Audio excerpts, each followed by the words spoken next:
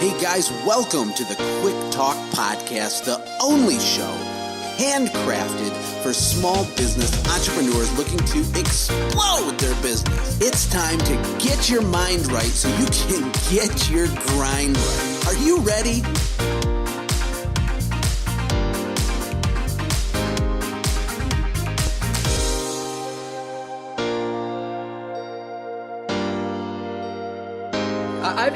I've had those few nights where I don't have enough money in the bank account and I've got payroll tomorrow. I've laid in bed and not slept and felt disgustingly sick next to my wife, who's beautiful, breathing so heavily, snoring like dreaming like a goddess right next to me, while I am sitting there just cramped in my stomach, just disgusted with myself. You know, I've had that happen, and I don't want to pretend like I'm above this and never had that happen to me. Hello, thank you for hanging out with me today. My name, as you know, is Joshua Latimer. My mission is to deliver you, the listener, power-packed, no-fluff business insights by some of the small business success stories from all over the world. And today, I am joined by Curt Kempton from Phoenix, Arizona. What a story Curt has. Just 10 years ago, Curt founded a cleaning company in Phoenix, Arizona, and he left his job at, guess what, a bike store. But he had no idea what he was doing, and he ended up, in the long run, scaling a very large company. He eventually even exited and sold his company in 2014. And here's a fun little tidbit. His company was actually ranked #1 in the world as the most professional window cleaning company image by the International Window Cleaning Association. Wow, that's a mouthful. He's also now the founder and the CEO of Synthesize LLC, which creates business automation software and offers consulting for small businesses all over the world. He's well known, he's well liked, and he's full of business insights. Curt, how are you today? I'm doing well. How are you, Josh? I'm awesome. I'm pumped up. I have energy today. I did the last episode I did was late at night, and I was kind of tired, but I'm full of life today. Well, you do sound like it. That's pretty exciting for me to be able to talk to somebody who sounds like they drink 5 cups of coffee today. Absolutely. This morning I drank an energy drink before I ate breakfast, which I normally don't do and I don't recommend, but I did do that. My wife doesn't like talking to me about all this nerdy business stuff, but man, I honestly get excited about it. I think it's interesting. I think it's amazing. The parallels between different industries. I know you had a cleaning company like I had, but a lot of the success secrets for any company, any service business especially, they're very similar. It doesn't matter if it's a cleaning thing, a landscaping thing, if you have a carpet thing, maybe even a pest control company. The recipe for success can be similar, and you have certainly had success. Can you tell us a little bit of your story, Curt? Yeah, sure. So I was going to college. I went to ASU, and I remember back in, it would have been about 2004, 2005, I graduated. And I remember I got this award called, from my graduating class, as the Outstanding Graduating Student. And I remember my wife thinking when I got that award, she thought, we are going to be so rich. Because it was like the valedictorian, but not based off of grades, just based off of like passion and energy and excitement for, going into the world. And so she thought everything was great. I was managing a bike store at the time. I had a business plan for a bike shop called Fantasy Cycles or Psychology. I wasn't sure which bike shop name I was going to end up with, but I was really close to pulling the trigger on it. And I had an epiphany right after I graduated. I've been in retail world the whole time I was going to college, and I realized just because I love bicycling and I love racing and I love all that stuff, that does not mean I love retail. I had a little girl, and at the time she was just, I don't know, maybe like 2 years old. And she says to me on a Sunday morning, she says, "Dad, today's Sunday." And I remember being really impressed because, for a 2-year-old to know what date is, that's pretty impressive. So I said, "That's right, today's Sunday. How did you know that?" And she said, "Because on Monday, Tuesday, Wednesday, Thursday, Friday, Saturday, you go away, and on Sunday, you come home." Oh, my word. That had to be like a punch in the stomach hearing that.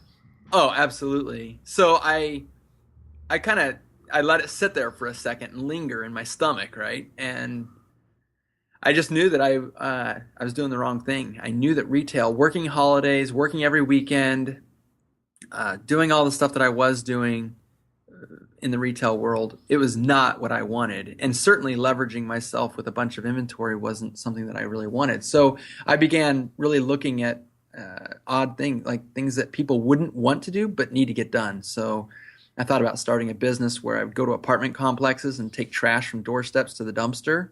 I thought about pooper scooping. I thought about car washes. I thought about just all the stuff that, landscaping. Some people hate it, some people love it. But my point is that I knew I wanted to do a business where people would say, I don't want to do it. I'm happy to pay somebody else. And I knew that as long as I made $50 an hour, worked 8 hours a day, 5 days a week, 50 weeks a year, I knew that came out to be $100,000. And I knew that just did it for me. I knew I could do it.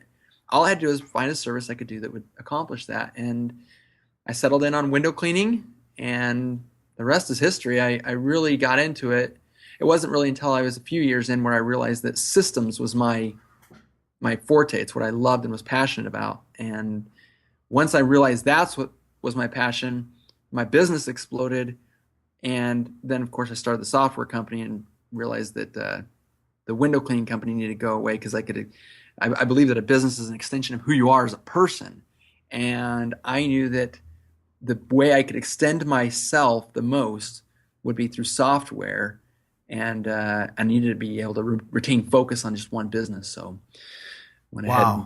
Wow. What a great backstory. I mean, window cleaning is a unique business because, it's high margin, it's repeat, and it's niche. I mean, it's funny that you say that you looked at all these businesses because I did the same thing. I singled out window cleaning because of those three reasons. The margins are high, it's a repeat service, and it's a niche. It's not a crowded space. And I think that's a good place to get your feet wet, in business. What happened was in the window cleaning world, as I grew with employees, I really just realized that I had a crusade, and it was a very clean and understandable crusade.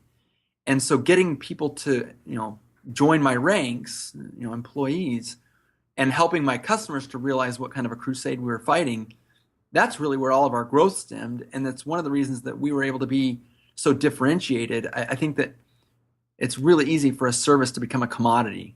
I can get my windows cleaned by 17 different people in the phone book. They're going to be just as clean at the end of the day with any of those companies as they would be, with your company, right? So absolutely.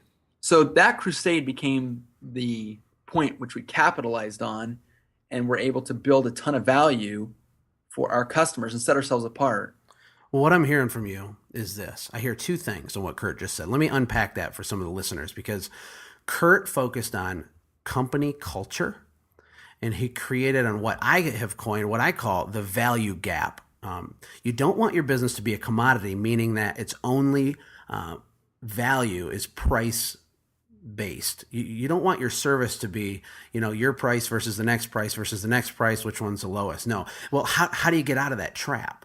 Well, you do it by creating a value gap. You want your company to look, feel, smell, taste, and sound super more expensive than it actually is. And you might be double the price of another person, but if it feels like a Ferrari and you're only asking for the price of a Corvette, it's still a tremendous value. And Curt, I'm assuming you accomplish that through a variety of systems, but definitely one of the most important ones I would think would be the employee culture, the company culture. Is that right?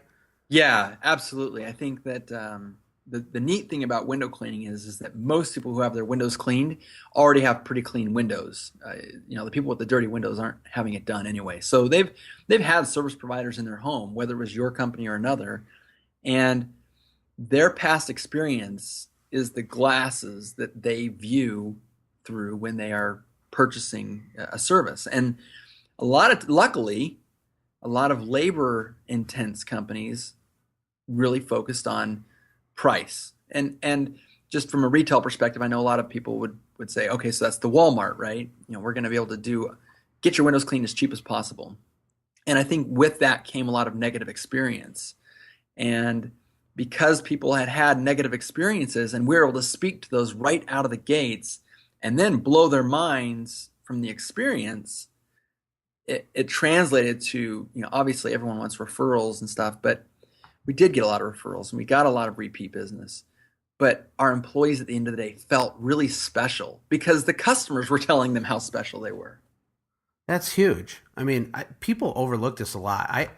Nobody knows this, but about 2 weeks ago, I sent out a survey to over 300 people that I had worked with my ebook and stuff. And I asked them a simple question.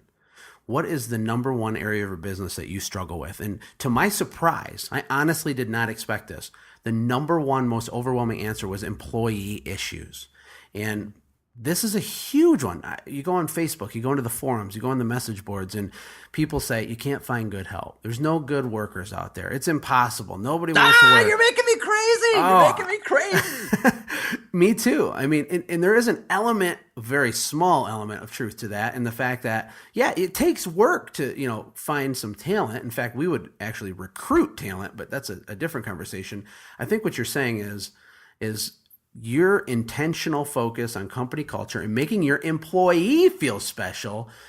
The byproduct of that is customers that think your company's awesome, which means money for you. Is that right? Yeah, absolutely. Oh my gosh.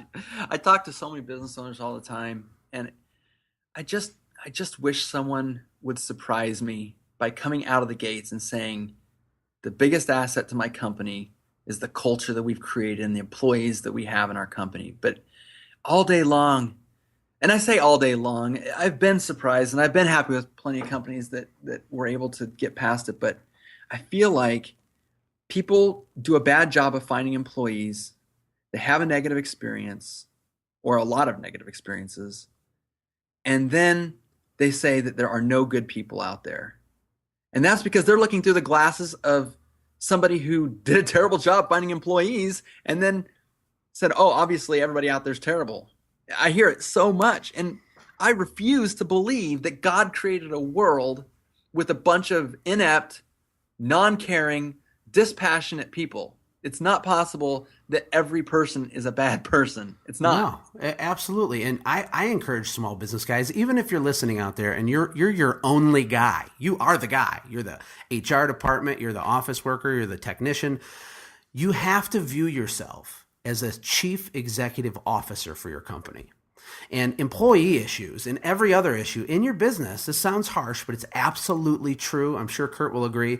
All of the bad things in your business are 100% your responsibility. They're your fault. They fall on your watch, right? So if you're having bad employee issues, rather than looking externally and saying, boo-hoo for me, how crappy are all the workers around here? You need to look internally and say, what am I doing? Why don't people want to follow me? What can I do better as a leader? How can I inspire people? How can I lead people?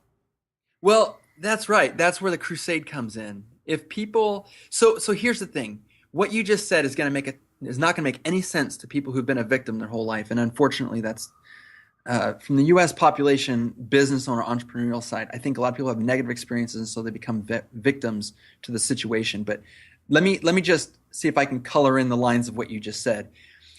No, it is not your fault if someone's going through a divorce. No, it is not your fault if somebody has had a lot of sickness in their home and therefore they're feeling grumpy about that, or if they are, they spent money unwisely and they're having financial problems or whatever. And those happen to be your employees. But here's the thing, is that if someone starts every day going on to a crusade to make customer service the most amazing thing and blow people's minds with their skills, then they're going to do a great job. Let me give you a quick example. A lot of actors and actresses, they provide a service, right? They go on a movie set and they act. And, the A-list actors and actresses, they make millions and millions of dollars for their craft. Now, I don't know if there's a more unhappy group in the whole world than actors and actresses. They're taking uppers and downers, and they're divorcing people as fast as they can marry them, and just all sorts of crazy stuff that we don't even know about. I'm not talking about what the tabloids even report. I'm just saying that a lot of people think that money makes you happy, and actors and actresses prove that that's not true. My point is that when they start their day on the job, they've got this crusade, this persona that they've got to take on. They embody that. You can go to Disneyland, see everybody who works for Disney, and see how even the janitors have this thing that they're fighting for that's worth more than money, that allows them to escape whatever the reality is at home that's maybe sad or a total bummer. If you're not providing that for your employees, well then yeah, that's what they're going to dwell on. But it's your job as the business owner to be that cheerleader, to provide value and mission for these people, to know that when they strap on their, belt for the day, that they're going out to help fight for a cause that's worth fighting for. And yes, it is your fault if the employee is giving negative experiences. It's because they don't know how, and that's your fault, or they don't care, and that's your fault too. You either fire them, or you figure out how to either get them to care, or you got to let them go. And a lot of people have a hard time making those decisions too. Well, I think, first of all, profound what you just said. People literally should rewind this and listen to it again, because if you don't get this, guys, you're gonna struggle a lot more than you need to. A lot of small business guys, they want to be the quarterback and not the coach. They want the glory rather than to be behind the scenes. And I think we got to be the coach. That's what a CEO is. You said the word cheerleader. We have to create a storyline for our companies, and we got to get a place at the table set and ready for each team member. They need to know where they fit. They need to know that they're valued, and they need to be able to see a future at your company. Is that right? Yeah. And you're right. Taking that cheerleader paradigm and shifting it over to coach, that's exactly where I like to go when I'm talking to people. And the reason is that a lot of people think they're the ticket takers at the stadium. Like, my job is to make sure that my patrons to the stadium are happy. And actually, you need to hire people to make sure that that's in place, or you need to put systems in place to make sure that people are happy. But yes, you've got to focus on the fact that you get out there on the field and make sure the players are doing what they've got to do. And again, you already talked about the owner-operator situation. If you are the player, you better make sure you're taking time to coach everything that happens out on that field, because the people in the stands are going to be happy as long as your team is putting on a good show. If your team's not putting on a good show, you don't need a ticket taker. You don't need someone walking around the stands selling hot dogs. You got to focus on making sure that the plays are getting done. You've got a winning strategy, and that strategy is getting carried out, and every single teammate is taking it to heart. Are you looking for a simple way to get more sales, more referrals, and strengthen your customer loyalty? Look no further than SendJim.com. It was handcrafted for you as a powerful tool that will automate your follow-ups after the sale. Imagine being able to stay in contact with your customers all year long by pushing a single button on your smartphone. This is a space-age warp speed technology, and it will eliminate the chaos inside your business caused by trying to properly follow up with all of your leads and customers. Sign up for a free trial with no credit card required at SendJim.com right now. What are you waiting for? And I think with sports, everybody looks at that and goes, well, duh, of course. And then they walk into business and they go, all right, I'm going to go take the tickets and make sure everybody's happy. No. Exactly. I mean, let's just keep rolling with the sports thing. First of all, this is about more than money. And you said that earlier. That's absolutely 100% true.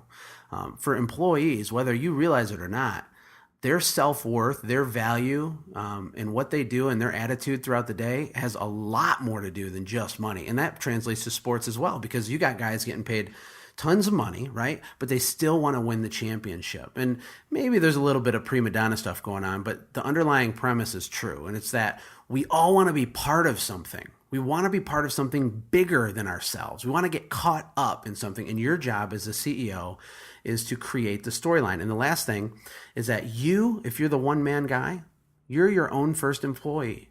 And every person that joins your team in the future will do exactly what you do, except a little bit less. And so your job is to raise that bar and to coach your own self through every single area of your company. Yeah, and that's what I spend a lot of time focusing on.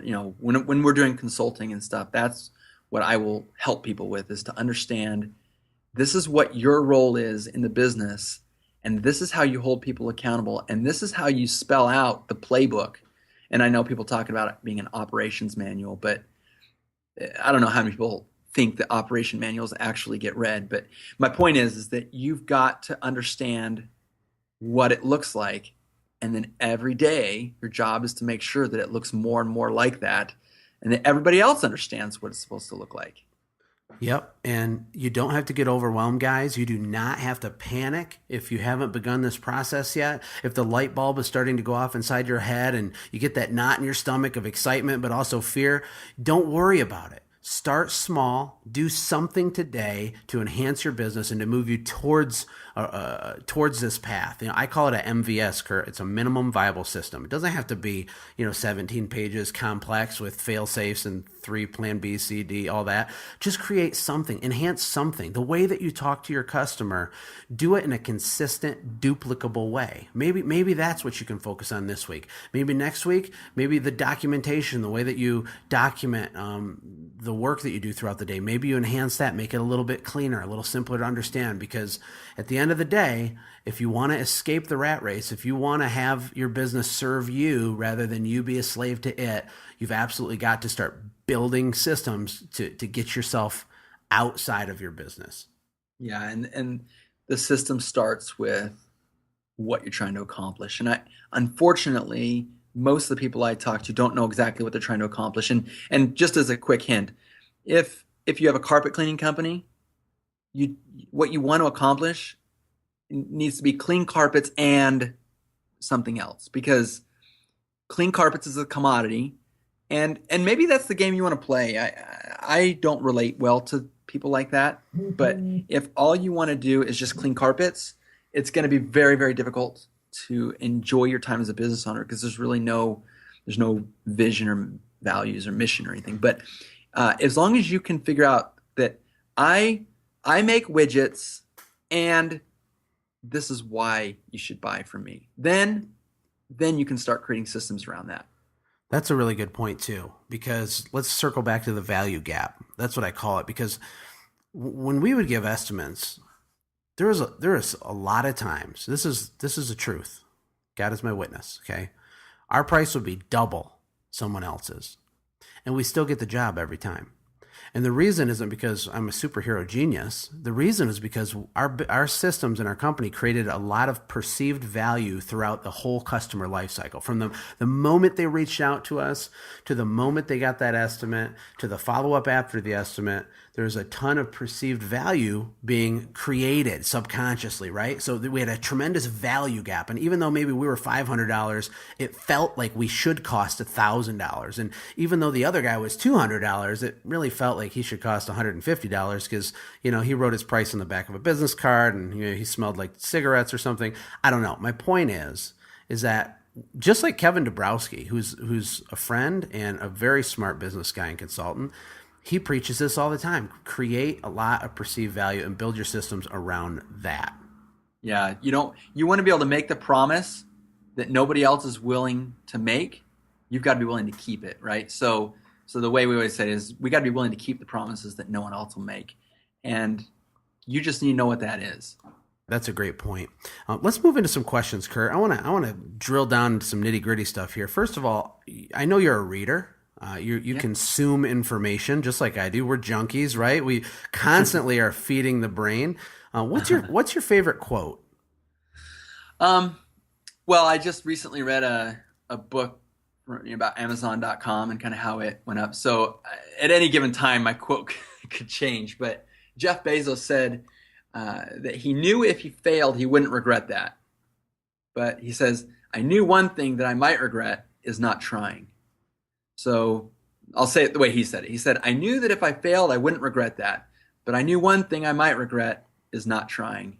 Absolutely. And that just resonates through my head all day. Absolutely. I mean, I just put a Facebook post out that said, I do my best work with a knot in my stomach. Right. And fear, this is one of our other questions here, but fear can really, sideline you from doing amazing things if you let it. What's the biggest single business mistake that you think you've ever made? Well, I think that the biggest mistake I never made was the retail store. I think, I was literally within weeks. I already had Psychology Inc. I wasn't sure if I was going to do business as Fantasy Cycles or not, but I knew for sure that I was going to open a bike store. I had all my vendors and everything lined up. Had I closed on that SBA loan that was just going through and gotten millions of dollars of inventory and chained myself to that retail store, I think that would have been probably the biggest mistake I would have made. But aside from that, having not made that mistake and luckily sidestepping it thanks to my 2-year-old daughter, I would say that in our first software release, I had no idea anything about software. I knew how to write some HTML code and stuff, but I spent about $45,000 on code that needed to get thrown away, and that was about a year of my life. Yes, we were able to, put it out as a minimum viable product, and we were able to, help some businesses with it. But I can't tell you how bad hitting the delete button hurt in that situation. Oh man, I can relate to that on a firsthand basis as well. And actually, your first answer, which is your biggest mistake, was the one that you dodged the bullet on. That's actually really interesting, because people listening to this show right now, you guys can dodge lots of bullets too. You do not have to reinvent the wheel with this stuff. You just have to do what successful people have done, like what Curt's talking about, what some of our other guests have talked about. Try to open your eyes to see what bullets you can you can dodge in your own business as well. As far as the software thing goes, I mean, that was you with the knot in your stomach, out trying stuff, taking risks, making moves, and I respect that. I told my parents when I was 18, Curt, I said, if 9 out of 10 small businesses fail, I want to get my first 9 done as soon as possible. And they thought, I was totally broken, and they dropped me on my head or something. What's the best book that you've read in the last year? Well, within the last year, I'm kind of embarrassed to announce this just because I know this book's been out a while, but I just read. It's called Start With Why. It's by Simon Sinek.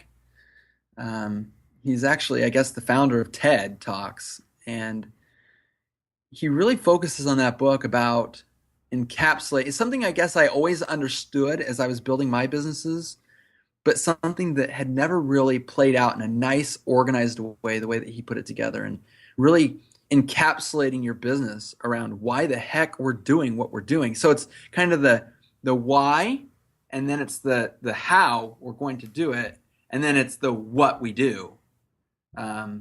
Absolutely. People get completely backwards on that. I mean, for real, people are obsessed with the how questions, and they need to be obsessed with the why questions. I mean, when I talk to a non-entrepreneurial person and I'll say an idea, man, there's so much opportunity in Central America and South America. You could do this, you could do that. The only thing their brain can focus on is the how. All the little bullet points, the 10,000 pages of all the procedure, and you need to transcend that a little bit. And if you get a strong enough why, to me, the how can work itself out a number of different ways. Would you agree? Absolutely. That's actually one of the things that the book really does is a lot of people start with the what, the product, and then they go, okay, how are we going to do this? And then they never even get to the why, like, why are we doing this? And people, Simon says, people don't buy what you have until they know why you're doing it. Yeah, the importance of a story. I mean, there's importance for you as a CEO to create the story for your employees so that they have a seat at the table and they understand their participation and their future upside. And there's also your job to create the story for your customers and where they fit into this story. Yeah, absolutely. In fact, that is kind of the final masterpiece, right? Is to say the why is for you. And that's when people will it'll resonate with them. In their heart, they'll go, I can't not buy this thing or this service or whatever it is, because it was built specifically for this situation that I am very familiar with. Absolutely. That's powerful stuff, man. That's good. That's really good. Let's talk about fear for a second. What role does fear play in the minds of business owners? I know for me, I talk about this a lot. I think it's important. I think people can relate. But fear is a dirty little dog that sticks its head up at the most inopportune times. What role does it play in the average business owner, and what can they do to overcome it? Well, I think that I've had those fear nights where I don't have enough money in the bank account and I've got payroll tomorrow. I've laid in bed and not slept and felt disgustingly sick next to my wife, who's beautiful, breathing so heavily, snoring like dreaming like a goddess right next to me while I am sitting there just cramped in my stomach, just disgusted with myself. I've had that happen, and I don't want to pretend like I'm above this and never had that happen to me. Yeah, I have. No way, of course. But I think that in my experience, I found that most of the people I talk to fall into one of three categories. When it comes to fear, there's the I can'ts, the people who say, I can't do this because I'm paralyzed with fear. I am overwhelmed with work. I'm trying to not be passionate about what I'm doing, but I'm actually trying to skirt around all of the hard work and all of the grinding, the sweat, the stuff that I should be doing. I'm trying to figure out the work smarter, not harder approach. And unfortunately, that leads to a lot of I can'ts. And I'm not saying that we shouldn't work smart. I'm just saying that a lot of people who are scared are the people who don't want to get their hands dirty. People who are afraid to think big, who are afraid to think beyond tomorrow because that would be too overwhelming for them. And frankly, those people, they're going to have a real hard time in an entrepreneurial lifestyle. They really should be looking to be an employee for somebody who will serve it up to them nicely. I think they're going to find more value in life. But that's just my approach. Then there's the I cans. The I can people tend to fall into a group of possibly, if they've been in the I can group for a long time, possibly analysis paralysis. What I mean by that is that I can do this, and they'll sit down and they'll write up a plan. And then the question is, do they go out and execute that plan and like make a reality of it? Because obviously their plan's not going to work perfectly, but their ability to think on their feet, reassess the situation, all of that stuff. But it's the eternal planner. It's the person who never makes the leap, but knows how they would manage 100 employees. But I've got these three, and this is just where we're going to be at for the next, indefinite amount of time. Oh man, so true, so true. I can't wait to hear the third one. Yeah, the third one I think is just so liberating. It's the I wills. It's the people who are empowered by their plan. They come up with that minimum viable plan, right? The system, and they put it to use. And they know it's not perfect. And they know this is version 1.0 or even 0.1, right? But it's something we can use today, and we'll use our experience from this today to reassess tomorrow.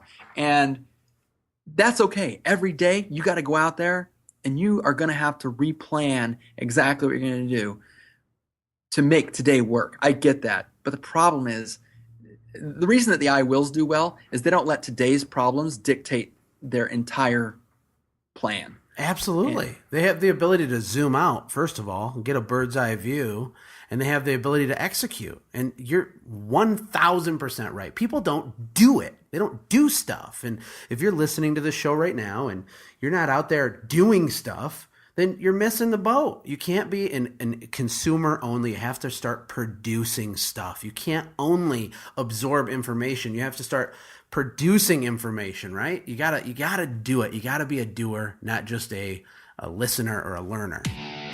Listen up. Now remember, being self-employed is not the same as being a business owner. And if you are looking for a way to automate your business and build yourself a clear path to the dream that keeps eluding you, then check out my online small business bootcamp. It's a go at your own pace, it's power-packed, it's a mind bomb. It will help you understand exactly how to architecture out and systematize your small business right now so you can finally be back in control. Go to windowwealth.com right now and check it out. Use the code MINDBOMB to save 30%. It's time to invest in yourself. Right. And that eternal planning that the I cans can fall into, I can do this, but they're not doing it. The difference is that they're probably too scared to go out and actually make that leap. And I get it. I totally get it. But let me just say that the I will people, what they do is they use that fear to calculate their risk. Jeff Bezos, he also said a lot of times the question is, why should we do this? But he said an equally valid question is, why shouldn't we do it? And I think that that's where fear becomes an amazing tool for us, is to, I think good entrepreneurs, just this comes naturally to them, is to come up with a great idea, figure out all the reasons that idea cannot work, then overcome each of those obstacles. Sure, when you get into real life, you're going to find out there's more obstacles than you probably even were able to anticipate. But if you calculated your risk up front, you're going to be able to take all the really obvious stuff off the table immediately. And then you can actually take that risk, make that leap, and you will actually do it and find out that this isn't so hard after all. Absolutely. I just got up, I made that jump, and I crossed. Yep. And at the end of the day, most people already know enough stuff to succeed right now, regardless if they even listen to this episode. It's not an information head knowledge issue. It's a behavior issue, right? If you're paralyzed by fear, ask yourself this one question: what is the worst that can happen? And the worst that can happen is you're going to lose your house, live on the street with your family, and guess what? We live in the United States. There are programs to help you. That's true, though. Go ahead. I have 4 kids, so that is the fear that when I take a big, huge, calculated risk, that is the thing that runs through my head. But I happen to have family in town, and I just say, you know what? We're not going to die. Right, but exactly. We may go down in flames, but you know what? I'll know I tried. Exactly. I literally, in the early days, all the time, look, what is the worst that can happen? If you will stare that monster in the face every day, think about it. Ask yourself that every morning for the next week. What is the worst that can happen if I go all in? If I just go all in, just like in poker, right? You stop being an information junkie and you start being the executioner. You just start checking stuff off the list, moving forward, making moves, taking action, hiring, leading, scaling, growing, selling, being a monster, right? If you go all in, your back will be against the wall. Maybe your bridge is on fire. But if you can face what's the worst that can happen, and you can look it in the eye and say, you know what, I can deal with that. It is the most liberating thing you will ever do as a business owner. Yeah, and that's where I think that nobody jumps in order to wanting to fall. But you can really, with some good planning and some good contingencies, making sure that your plan accounts for the reasons that might not work. If you take a really good look at what you're getting ready to do and you jump, you're probably actually going to land. I think that a lot of people are just so afraid of the fall that they never actually take the jump and find out you could have cleared that by a long shot. I completely agree, Curt. I mean, you've given some stellar insights here. And as we start to wrap things up, I want to talk a little bit about your software companies, because I was a customer of your software companies long before me and you ever knew each other and became friends and have talked, which has been several years now.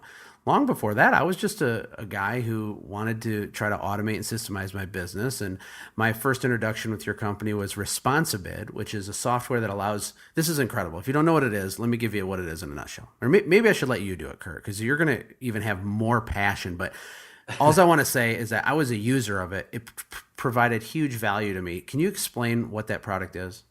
Yeah, ResponsiBid is basically a bidding software, allowing you to take specifications of a job, or you or any one of your employees, or even if you choose to install it on your website as like a web form, basically, it walks people through the bidding process, giving specifications. It converts those into really gorgeous proposals that close well, and then it also puts together automation on your follow-up. So it automates the generation of the proposal, it automates the follow-up with that customer, and then it follows that customer through all of the steps to actually closing the job and then becoming a repeat customer, in fact. So it's designed to take all the stuff that your office should be doing that you either can't afford to pay an office worker to do, or you're not big enough maybe to do, or maybe a lot of human failure is at play. But either way, it takes all the stuff that everyone should be doing and taking their leads and nurturing them all the way up until being a customer and a repeat customer, and it automates it all. Yeah, and I can attest to the power of that. It's very elastic. It's very flexible. It's very, very powerful.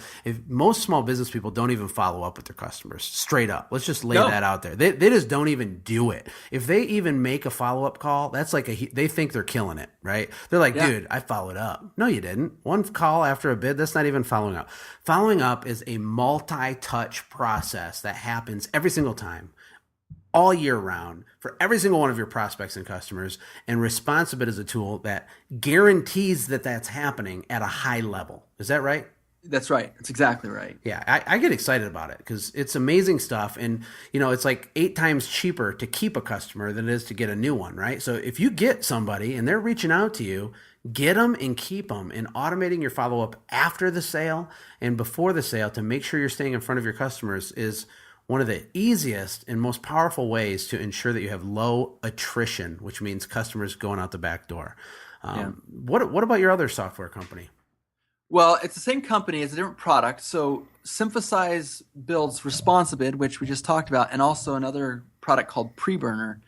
Preburner is actually a free product that we make for anybody who hires. We're really passionate about employees, as you probably noticed early on in the conversation. Yes. And currently what I think most businesses do is they want to hire someone, so they'll put a web application up, they'll build a form on some like Wufoo form or something like that, Google Docs. And then they'll put it on their website and they'll go to Craigslist and push everybody to that application. And when people fill out that application, they'll know kind of the same stuff you would know in a resume. But as I'm sure you've experienced, Josh, the biggest thing that happens is this person sends in a great application, then they come to the interview, and 5 seconds into the interview, you're like, this is so not working. Right? Oh, it's happened countless times. Yeah. Man. And it's infuriating that you've got this, maybe you make the interview last 10 to 15 minutes just to make it, the person not feel awkward or whatever. But that's the problem. What Preburner does is it allows you to build a web form that's geared to be an application through our software. You can install it on the same web page you would have installed a regular job application. But this time, you can actually ask for video responses to your questions. So as you build out your questions, you can say, this one I want them to answer with text, this one I want to answer with video. I'll give them 30 seconds to respond. And so now you could have like a bunch of 30-second responses or a bunch of 1-minute responses combined with some other text fields or whatever.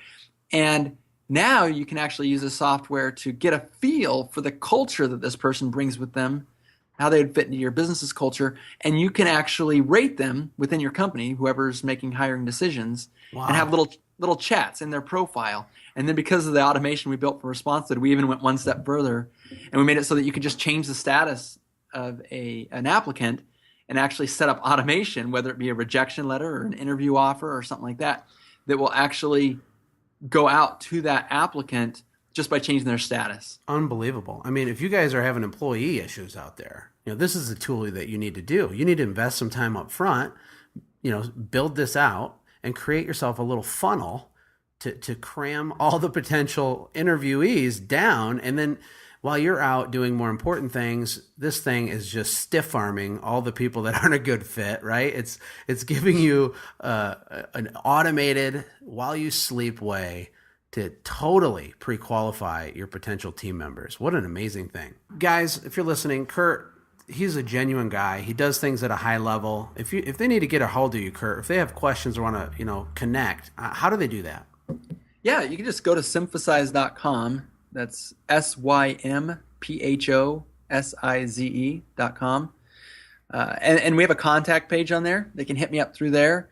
And there's lots of different things you can do to check out our products. But you could also just email me, Curt, C-U-R-T, @Symphosize.com. Well, we will do that, Curt. And, I know you're a very, very busy guy, and I appreciate you taking time to do this interview. You've provided a ton of value to our listeners, and I know that they appreciate it as much as I did, Curt. Oh, it was my honor. I love talking about this stuff, and it's always awesome to talk to you, Josh. Well, thanks a lot, man. Have a good 115-degree day down in Arizona. I will enjoy the breezy 76-degree Costa Rican weather, and we'll connect again soon. Hopefully we'll meet in Costa Rica. Yes, I hope so. Take care. Hey, thanks for hanging out, friends. And from all of us here at the Quick Talk Podcast team, we hope you loved today's show. We hope that you were inspired to become a doer and not just a listener. Apply what you've heard today in your own business and watch things change for the better. Lastly, remember that all the money in the world can't save your soul. Seek first the kingdom of God, my friends. We'll see you next time. For more information about the Quick Talk Podcast or Joshua's other businesses, visit our website, quicktalkpodcast.com. Have a blessed day.